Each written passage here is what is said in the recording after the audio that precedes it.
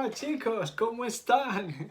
Today we are going to learn the name of 5 objects in the class. Okay, so let's start with number 1. Un cuaderno.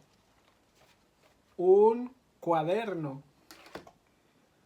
Un bolígrafo. Un bolígrafo. Un libro. Un libro. Una carpeta. Una carpeta. Una mochila. Una mochila. What is the name of this object, guys? Do you know? Let me know. Hasta luego.